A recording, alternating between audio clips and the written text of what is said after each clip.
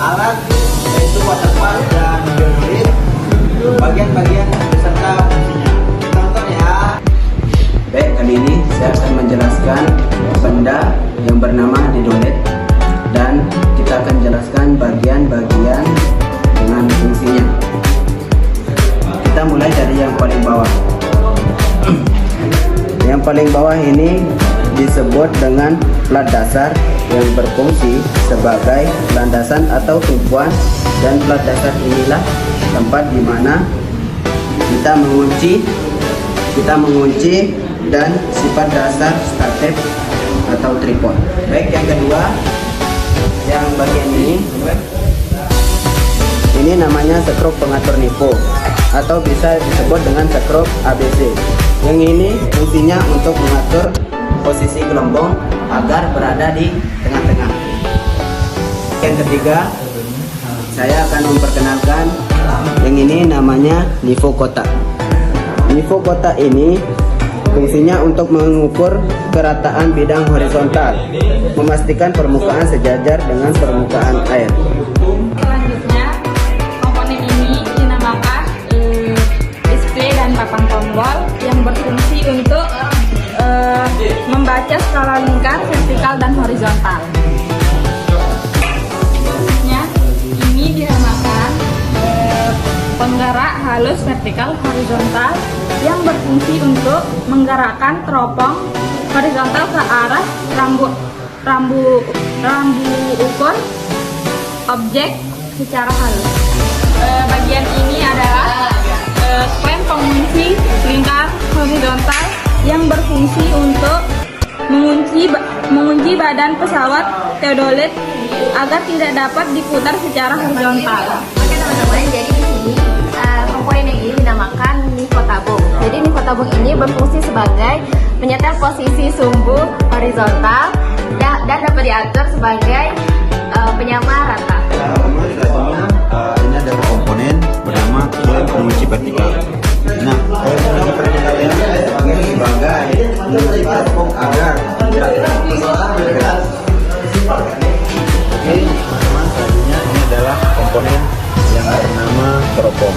Nah, teropong ini berfungsi sebagai pendidik objek. Pendidik objek yaitu seperti rambu ukur. Oke, baik teman-teman, selanjutnya ini adalah komponen yang bernama pemutar fokus.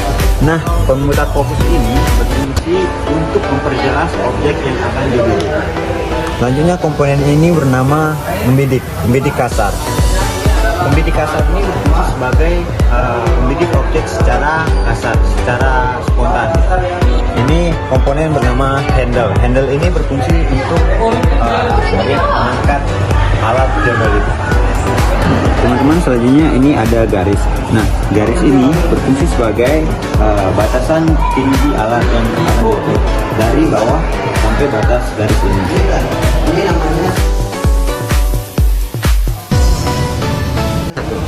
Baik teman-teman, selanjutnya ini adalah alat waterfall dan di bawahnya ini adalah plat dasar yang berfungsi untuk mengunci alat dari statis atau tripod. Baik teman-teman, selanjutnya adalah skrup ini berfungsi untuk mengatur nifo agar berada di titik tengah.